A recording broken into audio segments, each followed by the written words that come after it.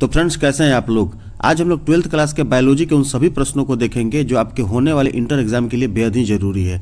इस वीडियो में हम ये जानने की कोशिश करेंगे कि कौन सा प्रश्न कौन से साल में आया था और उसका इस बार एग्जाम में आना कितना महत्वपूर्ण है, आ सकता है कि नहीं, इसको भी हम जानने की कोशिश करेंगे। क्योंकि इसमें जो भी प्रश्न आपको दिखाए गए हैं सभी वेरी वेरी इंपॉर्टेंट है और आप सभी प्रश्नों को ध्यानपूर्वक एक एक करके सुनते चलिएगा और देखते चलिएगा, ताकि अगर ये प्रश्न आपके एग्जाम में आए तो आपको किसी भी प्रश्न का जवाब देने में कोई कठिनाई मुश्किल नहीं हो। तो चलिए फ्रेंड्स, हम इस वीडियो को शुरू करते हैं, लेकिन उससे पहले फ्रेंड्स आप इस वीडियो को एक लाइक जरूर कर देंगे और साथ ही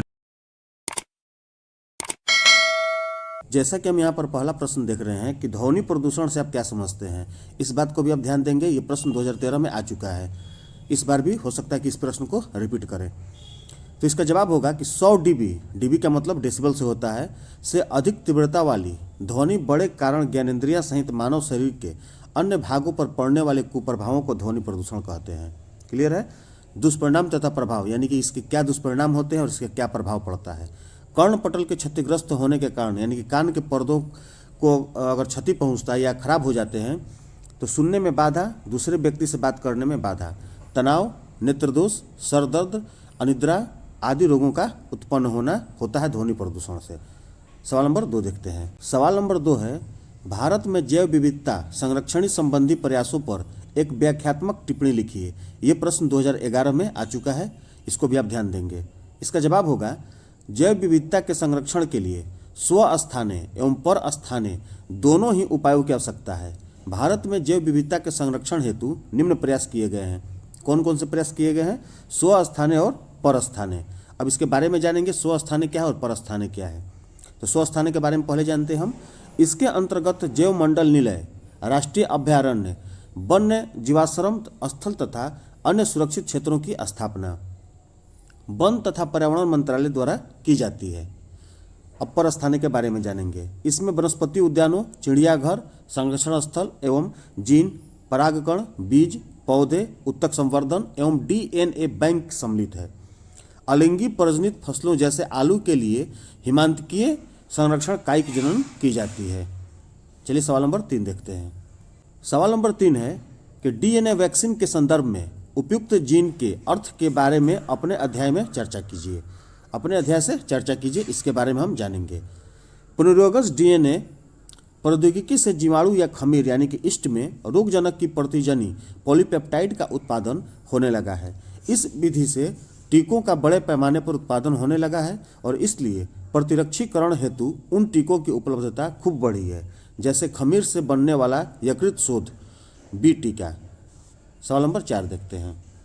सवाल नंबर 4 है कि मौन मधुमक्खी पालन से आप क्या समझते हैं, हमारे जीवन में इसका क्या महत्व है, यानी कि मधुमक्खी पालन हमारे जीवन पर क्या प्रभाव डालती है और किस प्रकार से हमें आर्थिक रूप से मजबूत करती है, इसको हम जानने की कोशिश करेंगे। और एक बात पर ध्यान दीजिएगा कि ये जो प्रश्न है 2014 में आया हुआ है, इस बात को भी आप गौर करते चलेंगे। और एक परीक्षा से रिलेटेड आप बात ध्यान से पूर्वक सुन लीजिएगा कि किसी भी प्रश्न का जवाब ये कोई ज़रूरी नहीं है कि जो पुस्तक में लाइन बाय लाइन लिखा हुआ है उसी को हम याद करेंगे तभी लिखेंगे। अगर आपको उस प्रश्न से रिलेटेड कोई जवाब याद है तो आप उसको भी लिख सकते हैं अपनी भाषा में। क्लियर है। चलिए अब इसका हम जवाब जानते हैं। शहद के उत्पादन के लिए मधुमक्खियों के छत्तों का रख रखाव ही मधुमक्खी पालन अथवा मौन पालन है। शहद के उच्च पोषक मान तथा इसके औषधीय महत्व, यानी कि आयुर्वेद में भी इसका बहुत महत्व है, के कारण मधुमक्खी पालन का हमारे दैनिक जीवन में महत्वपूर्ण स्थान है। यह प्राचीन काल से चला आ रहा एक कुटीर उद्योग है। ये कुटीर उद्योग का मतलब होता है छोटा उद्योग। ये एक कुटीर उद्योग के रूप में भी विकसित है कि हमारे जीवन पर किस प्रकार ये असर डालता है, किस प्रकार से हम इससे कमाई कर सकते हैं बाजार में शहद को उपलब्ध करा के मधुमक्खियों द्वारा। शहद उच्च पोषक महत्व का एक आहार है तथा औषधियों की देसी प्रणाली में भी इसका प्रयोग किया जाता है। मधुमक्खियां मोम भी पैदा करती हैं, इस बात को भी याद रखना है, जिसका कांतिवर्धक वस्तुओं की तैयारी तथा विभिन्न प्रकार के पॉलिश वाले उद्योगों में प्रयोग किया जाता है। शहद की बढ़ती हुई मांग ने मधुमक्खियों को बड़े पैमाने पर पालने के लिए बाध्य किया है। यानी कि आज हमारे दैनिक जीवन में मध यानी कि शहद का महत्व इतना हो गया है कि मधुमक्खी पालन करने के लिए बाध्य होना पड़ रहा है, यानी कि इस उद्योग में उतरने के लिए लोगों को बाध्य होना पड़ रहा है ताकि इससे कमाई किया जा सके और अपना जीवन यापन किया जा सके। इसलिए कुटीर उद्योग के रूप में भी प्रचलित हो चुका है। आगे देखेंगे कि यह उद्योग एक आयजनक व्यवसाय बन चुका है, यानी कि कमाने का जरिया बन चुका है। मधुमक्खियाँ हमारी बहुत सी फसलों जैसे सूर्यमुखी, सरसों, सेव तथा नाशपाती के लिए परागणक है।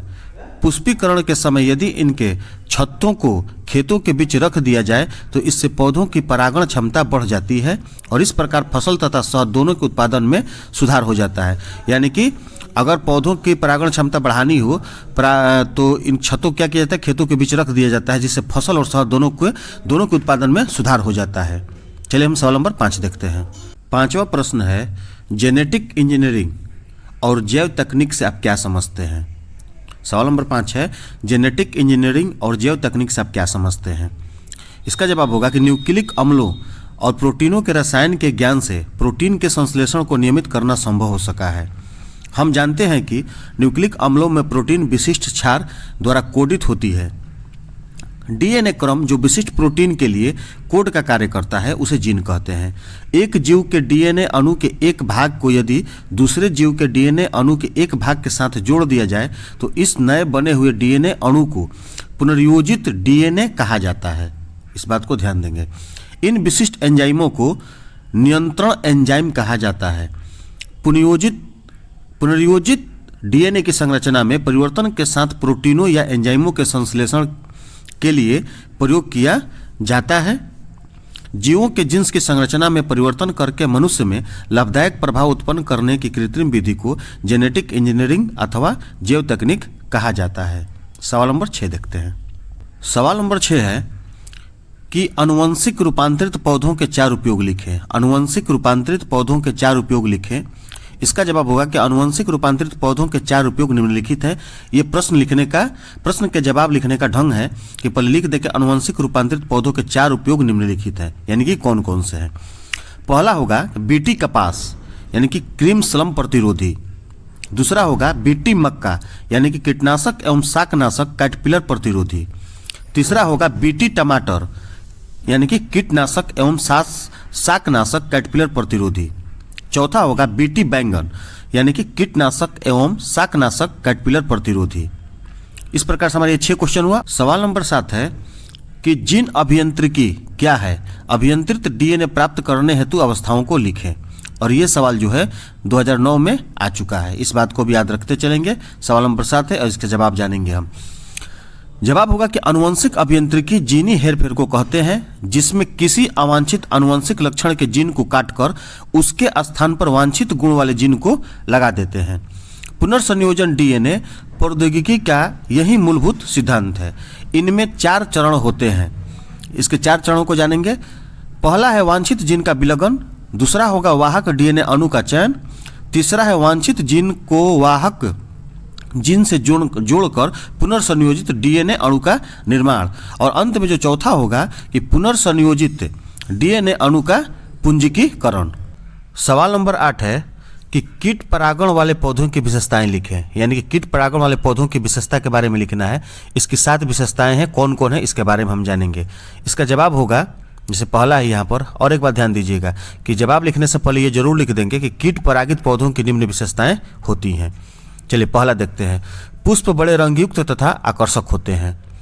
दूसरा है पुष्प की पंखुड़ियां बड़ी होती हैं। छोटी होने की स्थिति में पुष्प के अन्य भाग बड़े तथा आकर्षक हो जाते हैं। पोइनसेटिया की पत्तियां फूल वाले भाग में अंशतः या पूर्णतः रंगीन होते हैं। तीसरा है छोटे फूल एक साथ गुच्छे में खिलते हैं या संयुक्त होकर एक सिर बनाते हैं। उदाहरण सूर्यमुखी का हम ले सकते हैं।